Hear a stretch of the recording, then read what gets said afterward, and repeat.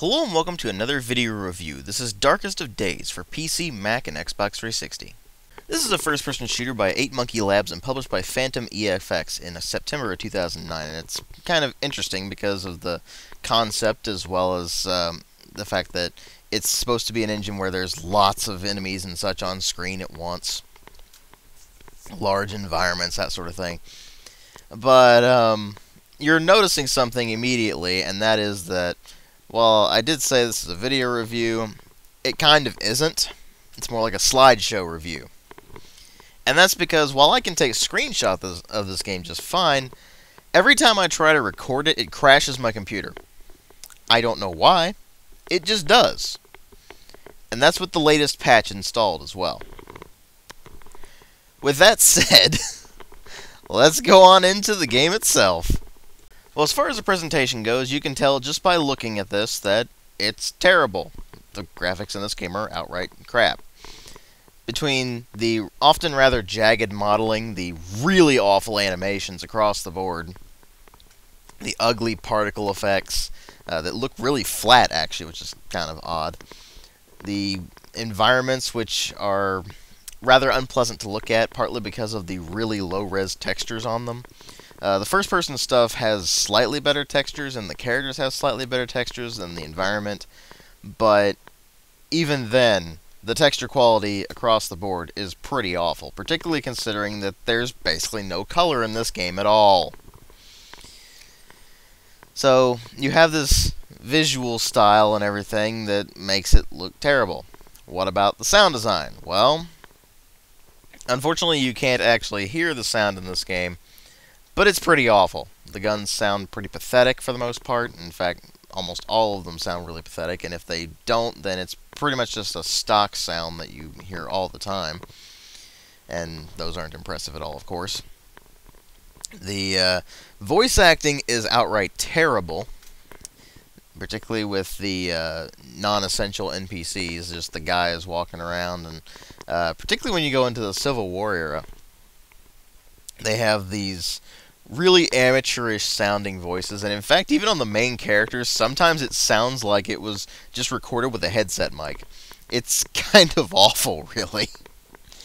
And it's really fun when you get to the Germans, because then you have wonderful lines like, "For das Vaterland!"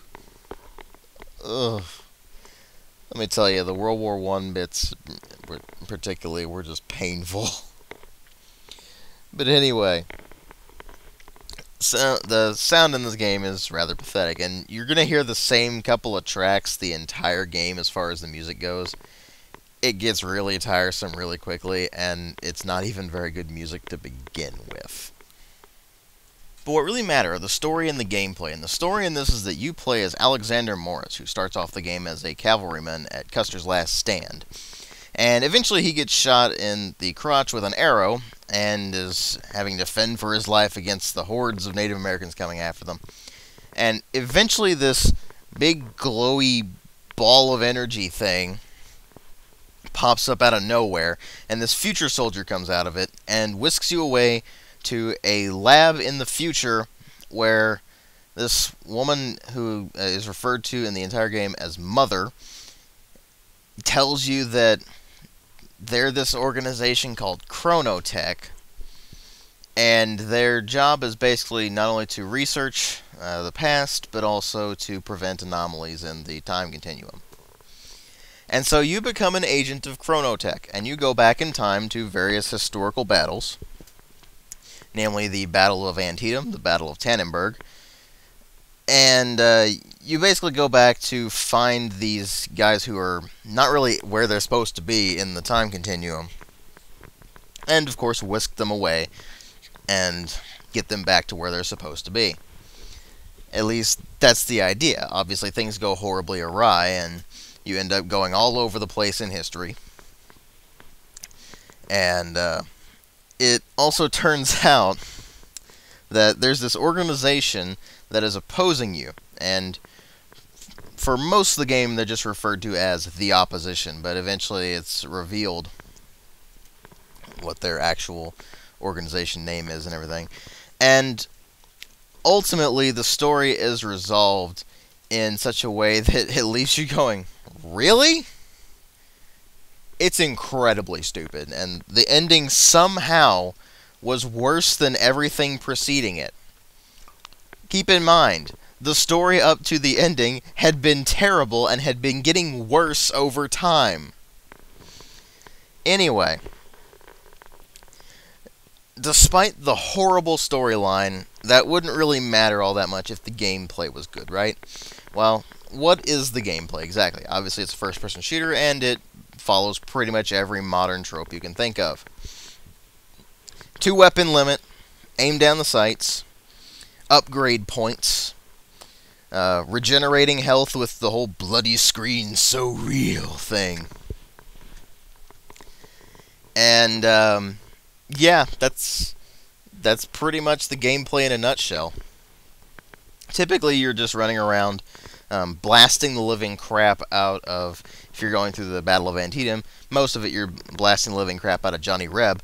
And if you're going through the Battle of Tannenberg, mostly you're blasting the living crap out of all the Germans, who have horrible accents, as I mentioned earlier. And it does give you a few other locations to go through in time. You have, obviously, World War I setting and the Civil War setting. But you also have a World War II POW camp and Pompeii as Mount Vesuvius erupts, which is awkward. But anyway, you're going around and completing objectives, and most of it consists of go here and just fight off waves of enemies.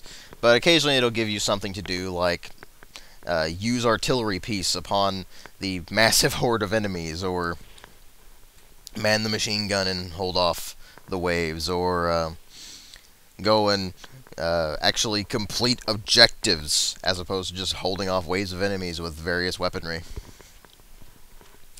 And occasionally the game will give you anachronistic weapons to use in the past.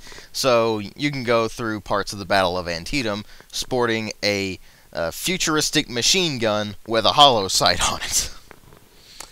Or this really bizarre, basically mobile artillery piece that isn't really explained and is only used once in the entire game. It gets weird, and if you think about it, the concept in itself sounds kind of cool, right?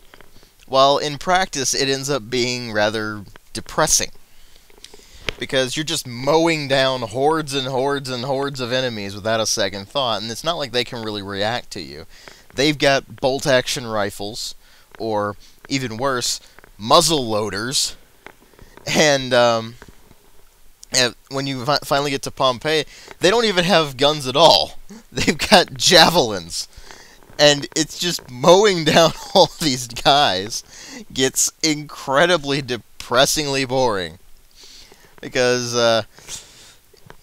let's just put it this way. Mowing down hordes of, say, Native Americans with a machine gun with a hollow sight on it, it's just not fun.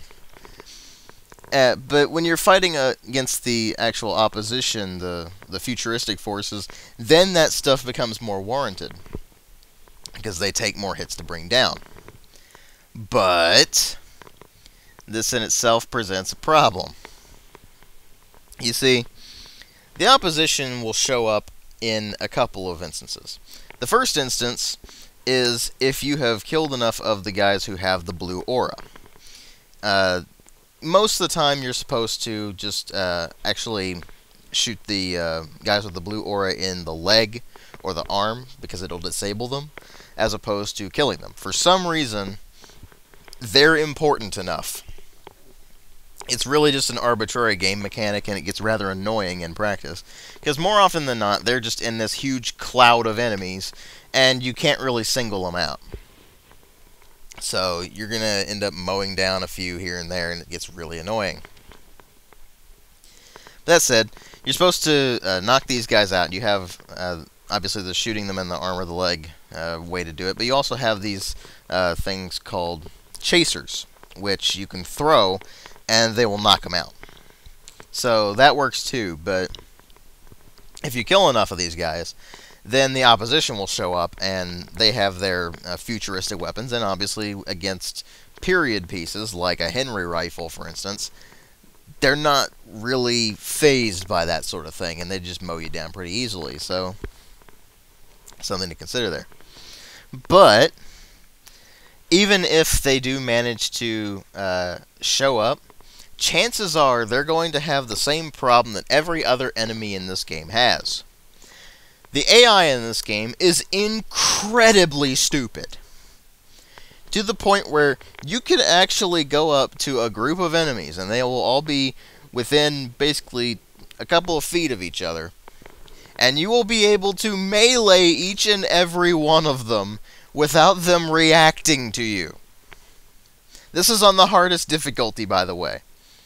Which the only thing that really does is make the enemies do more damage when they hit you, and make them more likely to hit you when they actually take shots at you. That's it. That is all the difficulty setting does. Yeah. The one thing the enemy can do is actually shoot. Sort of. Because if they're firing in volley form, then of course they're going to hit you eventually, but more often than not, the enemy can hit you. The trick is actually getting them to notice you enough to hit you. So, you have extremely stupid AI clogging up everything in this game, including the futuristic enemies, who end up being rather easy to take down, actually. It's just that they dish out a lot of pain when they actually do get a hint. You have the same couple of battles throughout the entire game. You're basically just going through the Battle of Antietam and the Battle of Tannenberg just for most of the game. And only toward the end does it shake it up with the POW camp bits as well as Pompeii.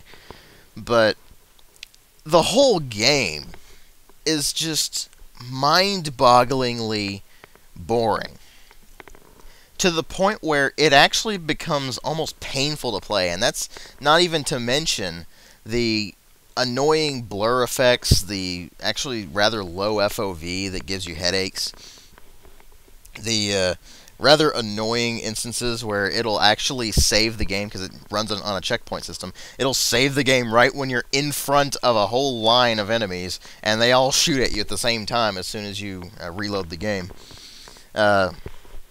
If you have upgrades for your weapons that allow you to increase the ammo capacity, which is hilarious, by the way, because you can eventually get the Mosin Nagant to have 16 rounds in it. Yeah. Or the Henry rifle to have 30 rounds. Yeah, that's not even physically possible, but when you get those weapons upgraded, if you load a save and you have those weapons on you and you do have those upgrades, they will not be at the full ammo count. You have to reload them every time you load the game, and that gets really annoying. And that brings up another point. The game is extremely buggy as well. Why do you think this is all screenshots? The damn thing blue screens every single time I try to record it.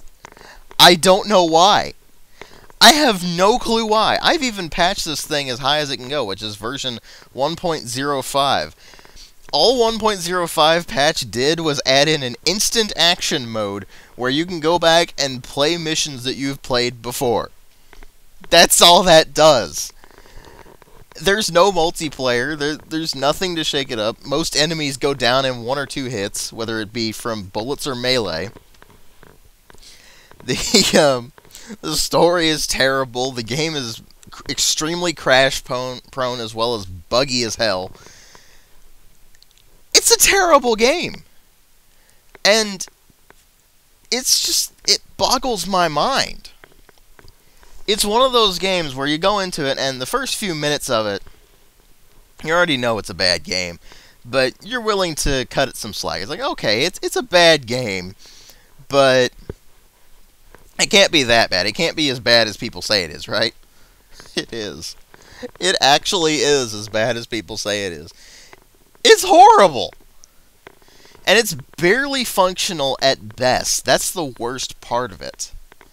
So ultimately, all I got out of Darkest of Days was depression, headache, and annoyance. on top of getting really irritated with it for not recording so I could actually give you guys a proper video review. Darkest of Days gets a 0.5 out of 5. Thanks for watching.